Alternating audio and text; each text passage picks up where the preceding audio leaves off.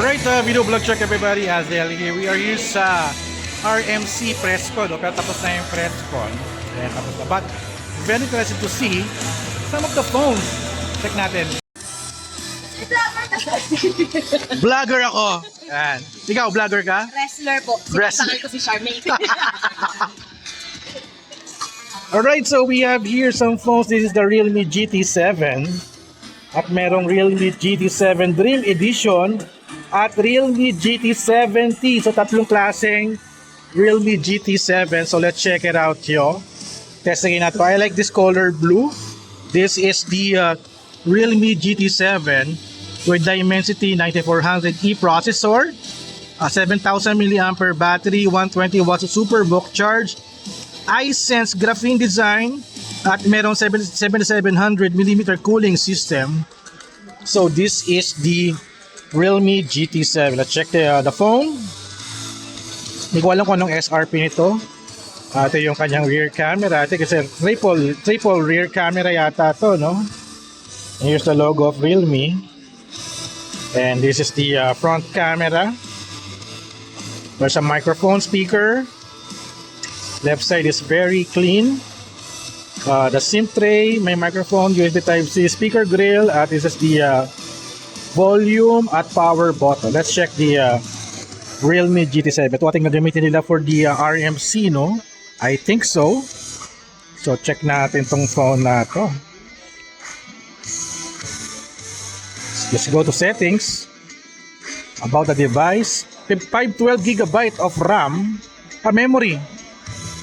And 12GB plus 12GB, 24GB of RAM. Uy, panalo, tindi nito ah. So ayun siya, with Trinity engine, 32 megapixel front camera. For the rear camera, tama nga ako, triple nga, 50 megapixel, 8 megapixel, tsaka 8 megapixel. Dimensity 9400E. Matindi pa lang specs na ito. Check natin yung camera niya. Alright, here's the camera. So, okay. So, meron siyang wide angle lens which is good. Parang, ito bang color pala nito? Ang ganda-ganda na, oh. Check it out, yo. Dinaw. 5x. Malinaw. For the video, 0.6x naman siya. And it can shoot up to 8K. Grabe, 8K 30 FPS. Oh my god. But let's go back to 1080p. 1080p niya kaya 60 FPS. Wow. So may street, video, photo, portrait, more, night mode, pro mode, high res, panoramic mode, slow mo, time lapse, long exposure. May underwater. So it means that pwede siyang ilublob sa tubig. So okay ito ha. I'm very interested. Hindi ko pa sina-check yung specs na ito. This is the Realme GT7. Napakaganda, grabe. Selfie tayo, selfie. Alright.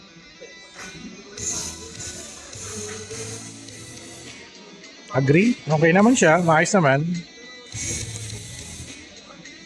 So this is the Realme GT7. Check it out, yo. At tayo sa Realme GT7T.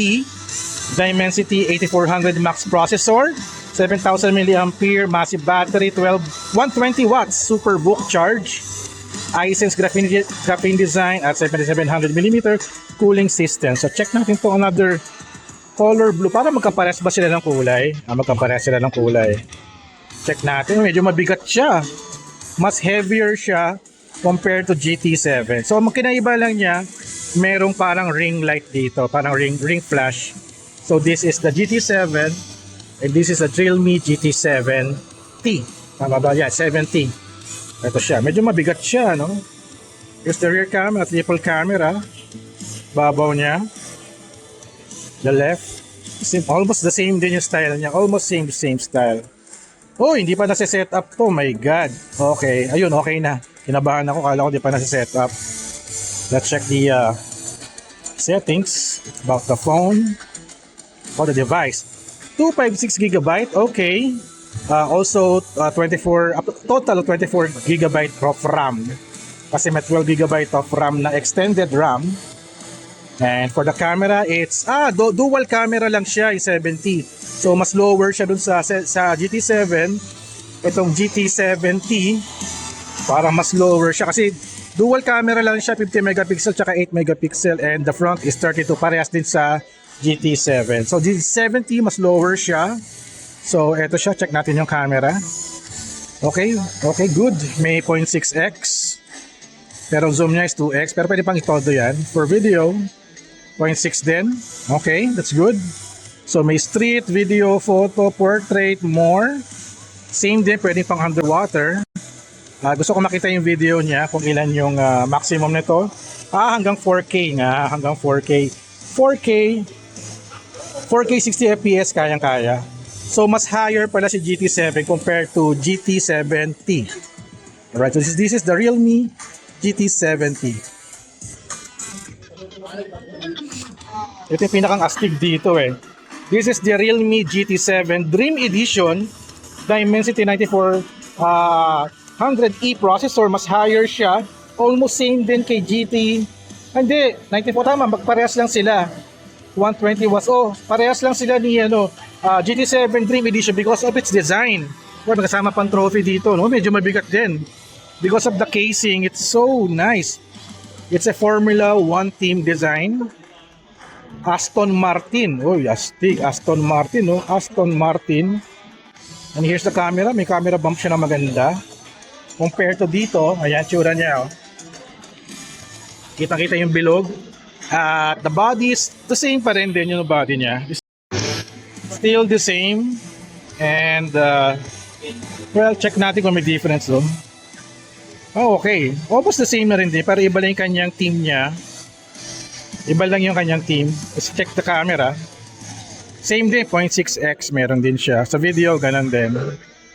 Pinag-iba lang talaga is yung team niya at may underwater din siya. Yung pinag-iba talaga yung team niya at saka yung design ng back case is for Aston Martin Formula 1. I'm sure medyo expensive to. I think this is a exclusive, no? Aston Martin design. Ganda. Iba yung style niya, oh.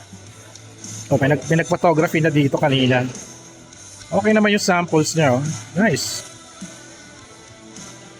So yun ang pinag-aiba niya, no? It's the design only, but this is very flashy and eye-catchy. Alright, so that's it.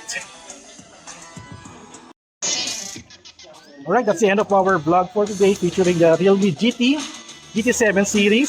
So ayun, thank you guys for watching. So don't forget to subscribe, like, and comment. And I'll see you guys on the next video vlog. Alright, thank you Realme. RMC na. RMC na. So ayun na. Bangan natin to.